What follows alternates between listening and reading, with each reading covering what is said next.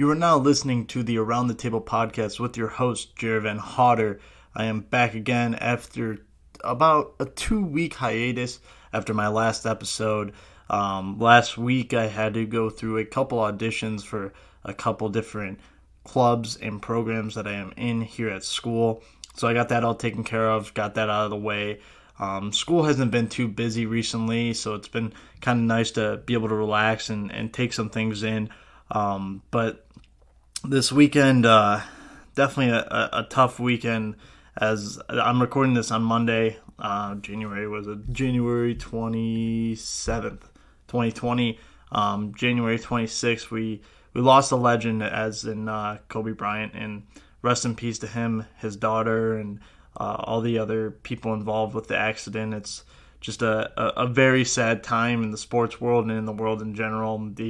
The impact that he's made in people's lives, millions of people, and you could even look at hundreds of millions and maybe even billions, I don't know, but there's plenty of people impacted by this that have never even met Kobe Bryant. So just to see what basically his impact has been on people's lives without even having spoken to him, even seen him in real life, it's crazy. And that's something that you think about, and there's a lot of people that have this platform, that are celebrities, that don't use it the way that he's been able to do it. And I mean, you can't really base it off of anything that he's done after his career. After his career was very short. I mean, he's been out of the league for about 3 years now. So to see that, I mean, is starting the league.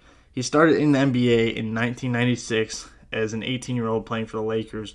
Played his whole career with the Lakers. To be able to do that is phenomenal. To stick with one team, to keep your loyalty where it lies, is a very strong student. That shows what kind of person he was. He wanted to live and die by the colors of purple and gold, and I completely appreciate that from someone like him. Just absolutely a phenomenal basketball player, and to be able to grow up and watch him. I mean, he started his career in 96. I was born in 98.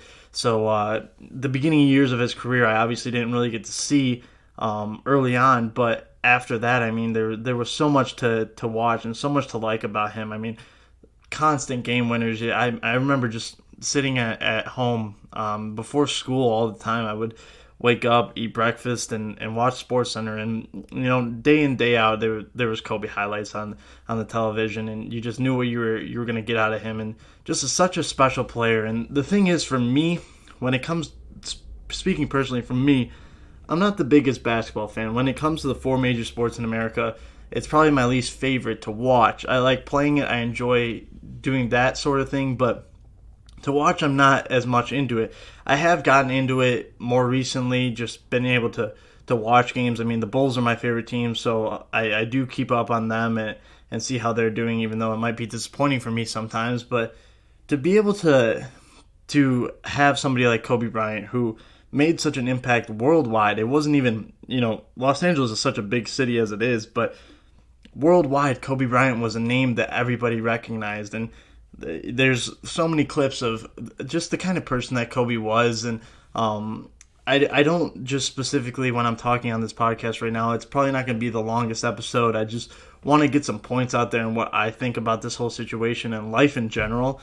But there's so many stories out there, and there's one that really touched me was yesterday. Mike Breen, one of my favorite announcers to listen to on ESPN, he was broadcasting the Nets and the Knicks game yesterday, in which also in that game, Kyrie Irving, he decided to sit out, and because of the news, and I guess it's because of the fact that Kobe Bryant was his mentor, and that's someone that he definitely looked up to in the basketball world and exemplified his play around. And I'm sure there's so many people out there that, are big basketball players, big basketball fans and whatnot, and just constantly were able to look at Kobe Bryant as an example of what they want to be. And, LeBron James is that now as he continues to stride later on in his career. I mean, LeBron and Kobe battled it out for a while in the league together, so it was really fun to see those players in the league at the same time. And there's so much great talent still around the league now that you look at it, and there's people that are taking styles from Kobe.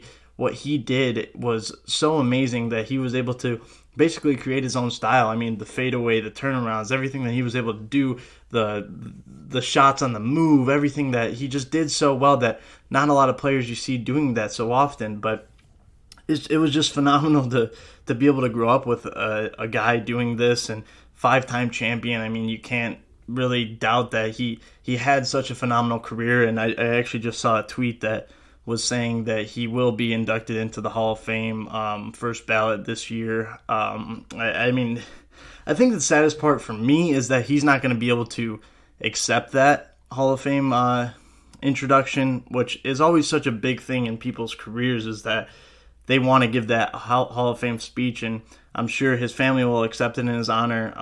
Honestly, my thoughts and prayers go out to his entire family, his 3 daughters, and also his wife as well, that are still here.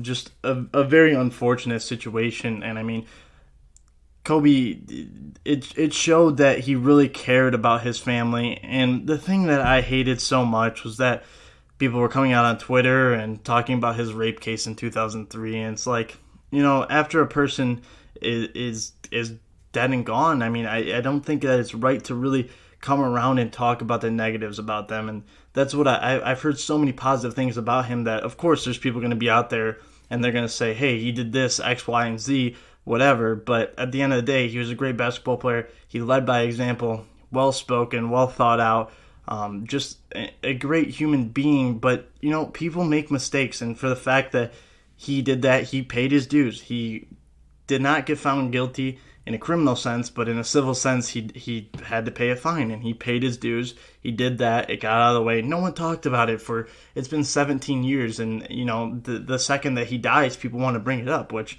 I don't like that negativity in this world, which is really unfortunate that someone that had such a big impact was able to bring smiles on everybody's faces, and so deeply impacted by the death of him that people still want to show the negative parts about life and people in general. So I think that's the sad part. But when it comes to tragedy like this, I think it's best to really only look at the positives and the memories that you had. I still remember there was a Christmas where Derrick Rose was actually in his prime, and this is just me speaking as a Bulls fan. I think it might have been 2011, somewhere in that time period. And it was the first game of the season. I think it was when they had their lockout. They played their first game of the season on Christmas Day, and they played against the Lakers. And I just remember just watching both of those players, Derrick Rose in his prime as well as Kobe Bryant. It was just a phenomenal thing to be able to experience as a sports fan, and something that you don't really get to see too often. And the battles between LeBron James and Kobe Bryant as well. I remember watching the All-Star game and seeing them go head-to-head against each other.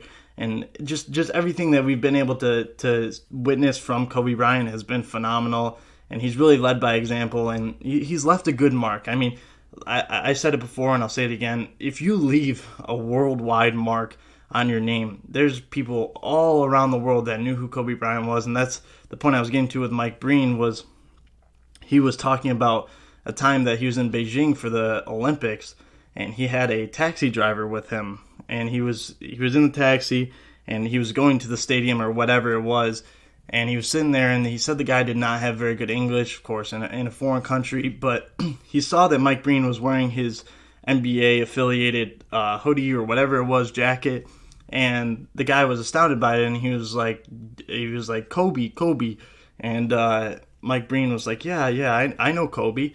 And he said that this guy was so appalled by the fact that he even knew Kobe, not just the fact that he, was meeting Kobe in general. I think this is basically the way that he phrased it, was he wasn't meeting Kobe Bryant, but he was meeting somebody that knew Kobe Bryant, which was crazy enough to him that he had to pull over to the side of the road, and he was crying just thinking about it because he just got so emotional, and that's the kind of impact that he had. So it's absolutely incredible. You look at somebody like this, that just worldwide renowned name, that just his name will be in history books for the rest of time, and just a very unfortunate day that it was yesterday.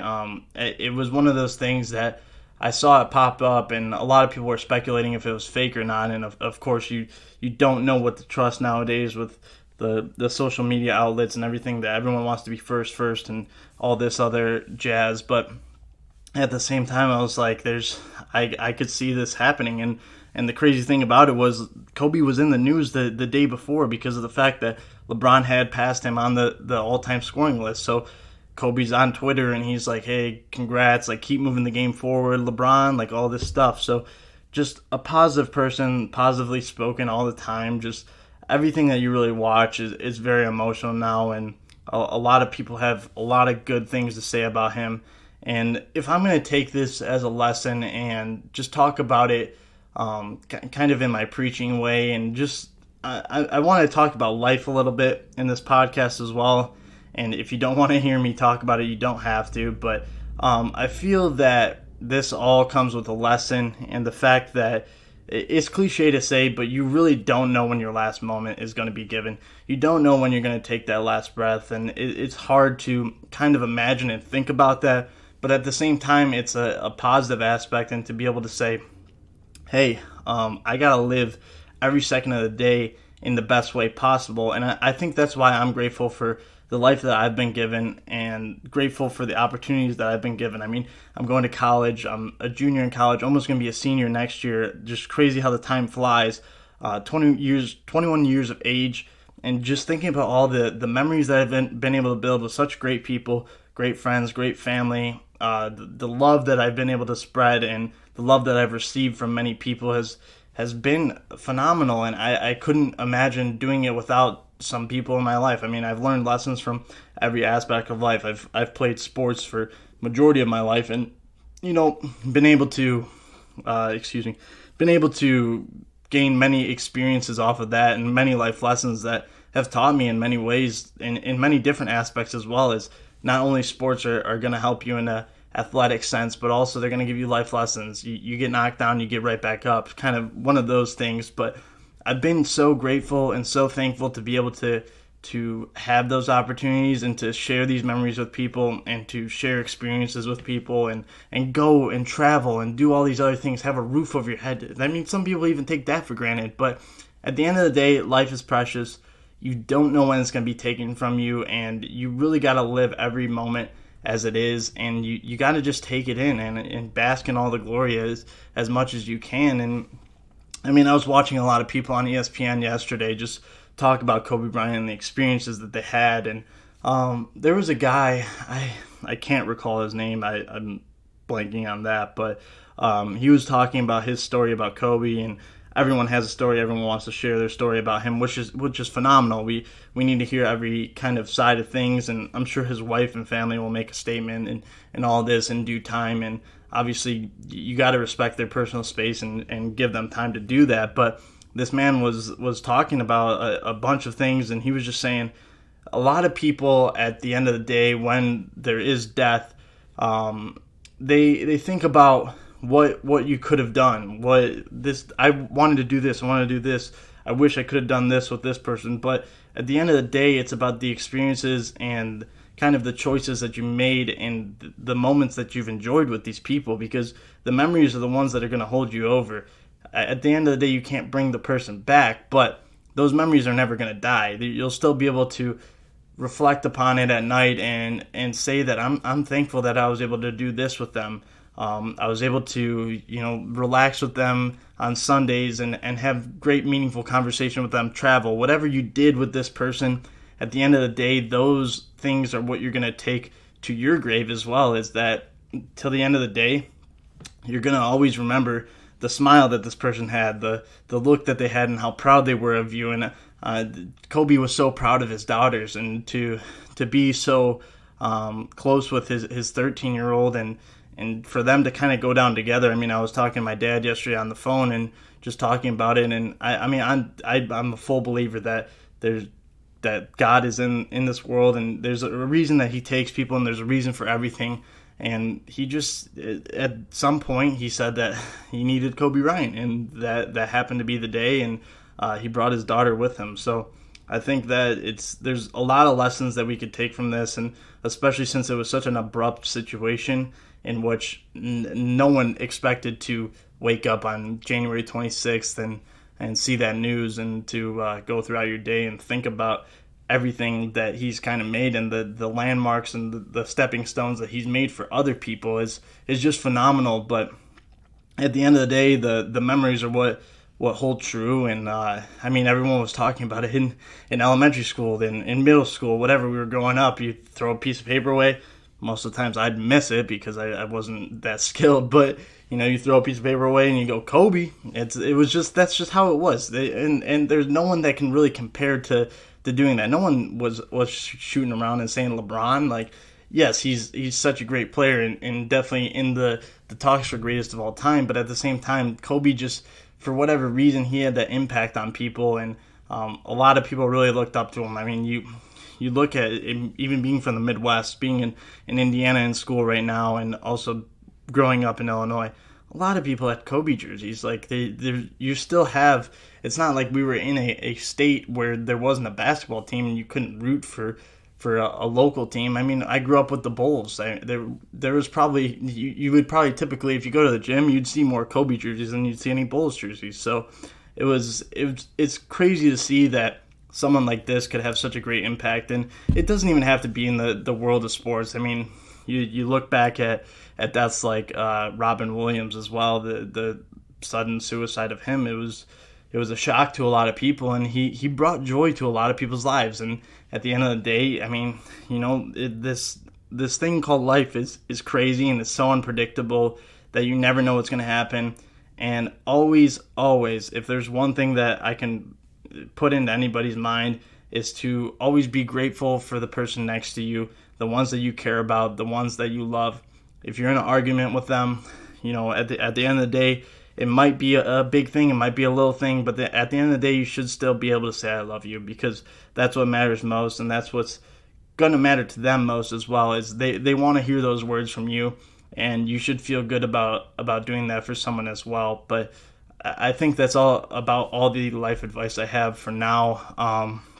I promise to keep this a little bit shorter. I just really wanted to speak on my mind and get this off my chest a little bit, and to let everybody else know what I think about this situation. Sports have impacted my life very, very much, and throughout my 21 years of living, and to be able to experience a lot of things, I've been very grateful for it. But at the end of the day, it was a very tragic day, and we've lost a very good person and a very good athlete, and one of the best athletes to ever roam this earth. So forever rest in peace to Kobe, and I really do hope that this does send a lesson to a lot of people that life is very precious, and at the end of the day, it's gonna come at you quick, but there's some things that you can't control, and I think that people are gonna realize it after this, that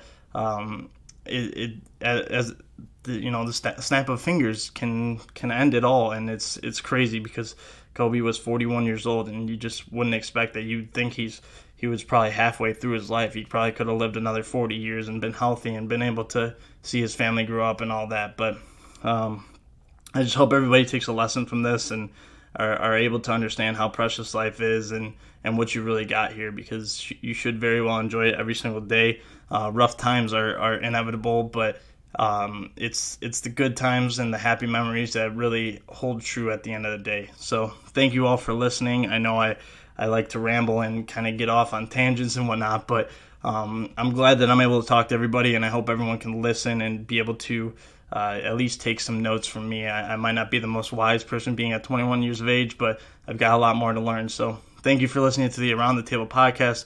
This is the 3rd episode. I promise the next episode will be of more positive note. I think I know what direction I'm going to be going in, but stay tuned for that. It should be probably out sometime later this week or next week. So stay tuned for that, and I will let you guys know when that's coming out. So thank you for listening, and I will see you guys next time.